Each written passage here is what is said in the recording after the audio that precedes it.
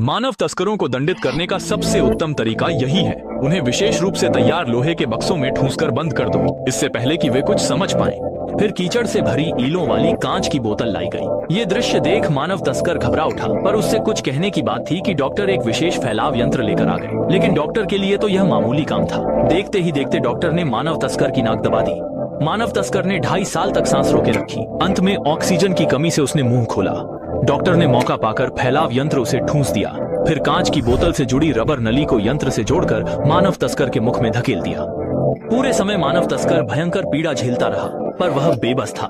घायलों की देखभाल में जुटा डॉक्टर भी नहीं रुकने वाला था। वह तब तक जोर लगाता रहा जब तक यंत्र उसके पेट तक नहीं पहुंच गया। तभी उसने शांत किया। डॉक्टर ने धीरे से कीचड़ भरी कांच बोतल खोली, लेकिन असली रोमांच बाकी था। एक झटके में छोटे प्यारे जीव गंदे पानी के साथ फूटकर नरम पाइप से मानव तस्कर के मुंह में धंस गए।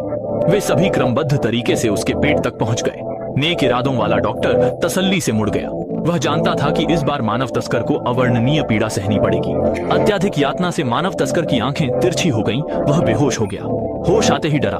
खुद को विशाल जल टैंक में बंद पाया, जहां केवल एक ऑक्सीजन ट्यूब सांसें बचा रही थी।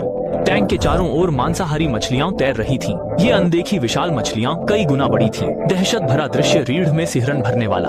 तस्कर भागना चाहता था। चाहे उसने शीशे पर मुक्के बरसाए, नर्स पर कोई असर न हुआ। उसने निकालने का सोचा तक नहीं। मानव तस्कर ने बचने हेतु पूरी ताकत लगाकर सतह की ओर तैर दिया। उसी घातक क्षण में जंगली मछली ने शरारती से उसका ऑक्सीजन सिलेंडर फाड़ा। तल पर तैरती सैकड़ों मछलियों को देख तस्कर भी उतरने की हिम्मत नहीं कर पाया। वह जी तोड़ कोशिश कर बार बार टैंक का ढक्कन खोलने की कोशिश करता है, पर यह कसकर बंद है और नहीं खुलता। जल्द ही उसे सांस लेने में बहुत गंभीर तकलीफ होने लगती है।